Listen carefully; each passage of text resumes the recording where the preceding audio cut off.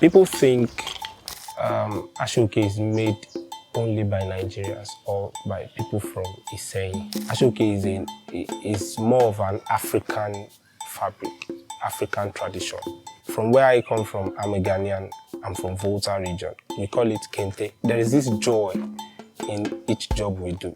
Do you think AI is coming for your job? Honestly, I've been doing this for 18 years. For someone trying to venture into such a business, 500,000 to ₦1 million in today's currency. My name is James Torsu, and this is the journey thus far for me.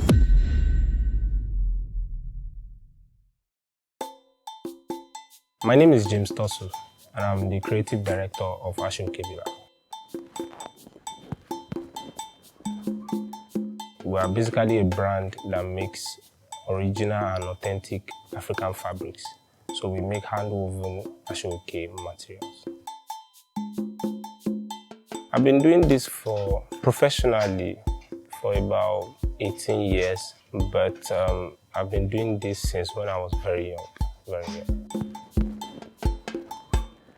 Actually, I learned this from my dad.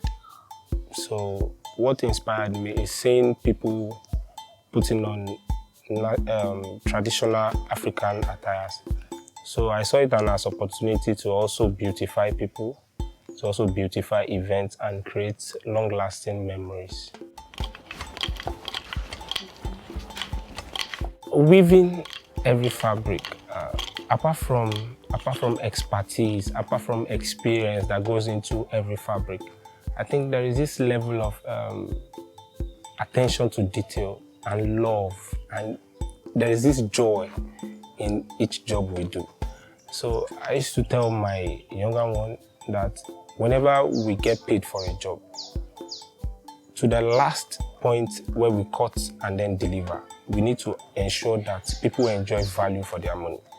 So every time we work on a particular project or job, we ensure that we put in every effort, so that whoever gets to see, even if they are not the ones using it, they will surely appreciate what they are seeing.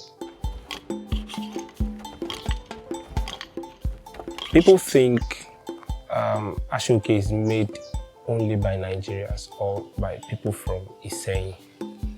So let me come to that. So I was speaking online a few days back about the misconception where people think Ashoke is made purely by people from Iseyin or Nigeria.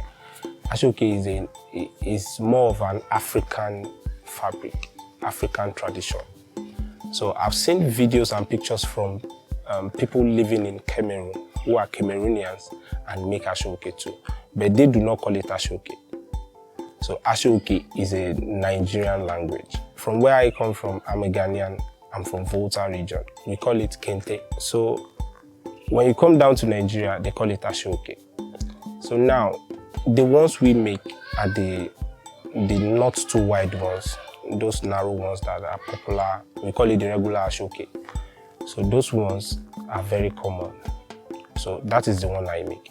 So there are some that is wide. That particular one is called loom. So that very one is made majorly by Iseyin people and people from Akure, Ondo State, and then people from Ibadan as well. So there is also another version of that particular loom that is made by people from Cameroon. So now it totally depends on what you want and what you want to sew. So if you plan on sewing, let's assume you want to sew a shirt like this very one I'm putting on, then you would need about half a bundle. Because the kind of Ashoke we make, they are measured in bundles instead of yards that are common to everybody. They are made in bundles, and there are 8 pieces per bundle.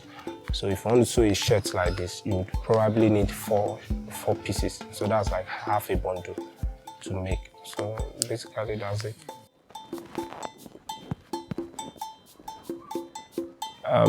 Might take about 7 to 9 days.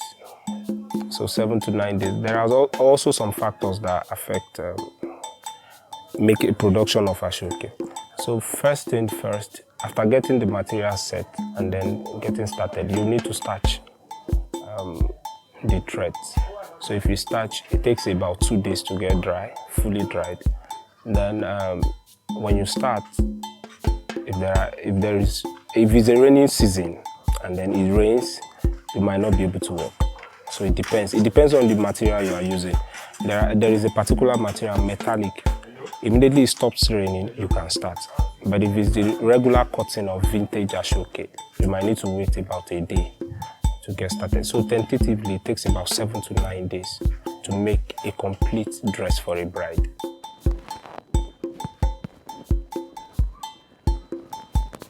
She would use 3 bundles. Yeah, one bundle for the pele and gele, and then one to make the dress. Or even if it's buba and the wrapper, it does not matter. 3 bundles. If it's only agbada, because there are clients who prefer only agbada, and then they will naturally sew in senator material or something else. If it's only agbada, that one would need, he will need 2 bundles.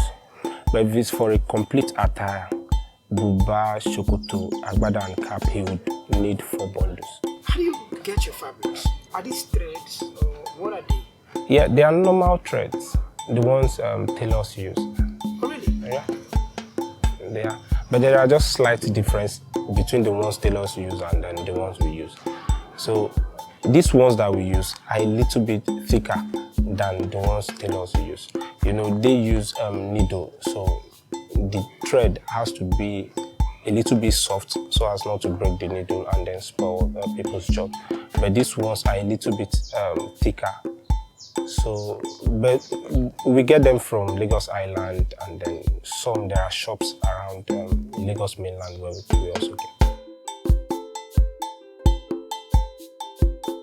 I would say this is how it usually is. Since I grew up into this till now, and I've done extensive research about it, I've not been able to come across machineries that can even produce some of the tools we use or even make ashoke itself. Although around May this year, I came across an ashoke that was made by machine, but the texture, the way everything was lined up, aligned and everything, it does not actually feel like an ashoke. So I think maybe in the nearest future, we might see some of these things being improved on. But for now, this is how every of our tools are made. So this is a boat or a canoe. You can call it a canoe, you can call it a boat. So we roll threads around this particular one. After rolling it, the boat enables you to pass the threads in between the chest and whatever you are doing over there.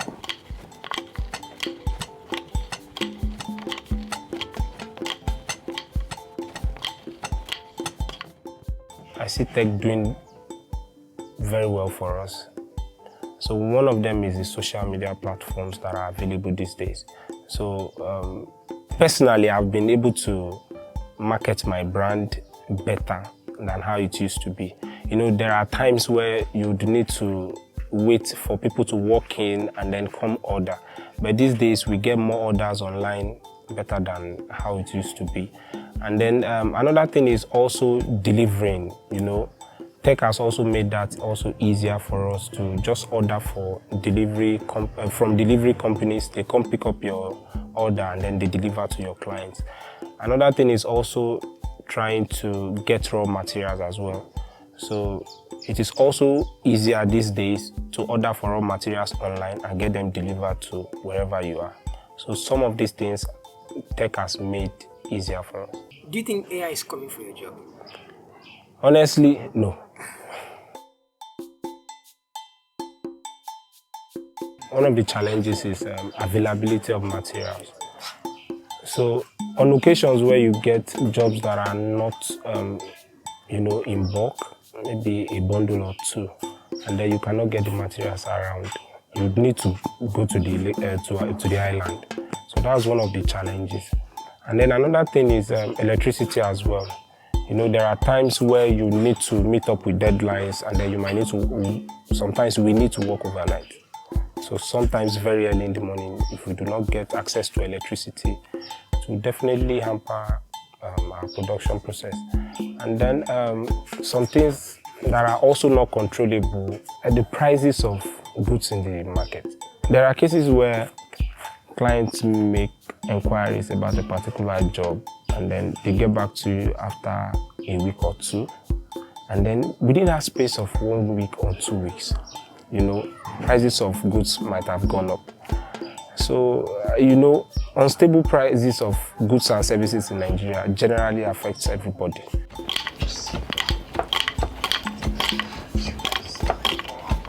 I think one of the biggest struggles is, getting funding for a job like this.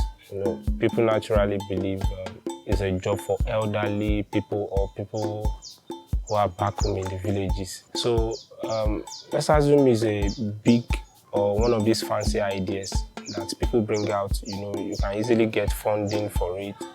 So one of the challenges we face in this kind of job is funding. So people are not willing to invest into it, and then if you do not have like a startup capital on your own, you might not be able to venture into it. And then it's also how to maintain and keep customers or clients happy. For someone doing something like this, you need to be, first of all, you need to be true to the originality. You need to maintain quality so as to keep people coming every day. So if you are not true to originality, if you do not have the funds, you might not be able to, stay long in the business. And then one of the greatest successes I've enjoyed so far is being able to produce for people outside of the shores of Nigeria.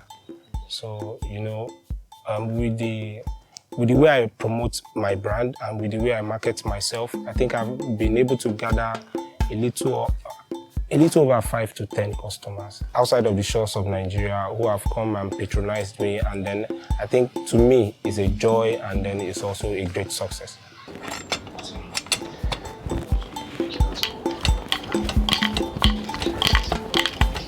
Now it depends.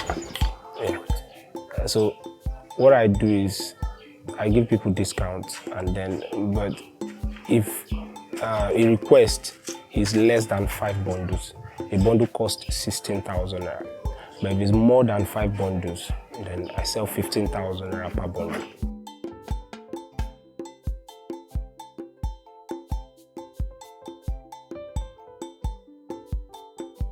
For someone trying to venture into such a business, I think apart from the experience and then the know-how, it might cost around 500,000 to 1 million naira in today's currency. So you need to get some materials, you need to get a shop set up, you need to get your tools ready, and these things cost money. Business-wise, anyone looking to go into this kind of business, the first profit the person will make is a loss. It's definitely a loss.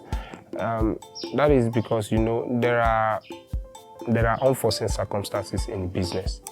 So one of the challenges is customers might not be specific with their orders, or dispatch riders might decide to mess you up. Prices of goods and services might decide to mess you up.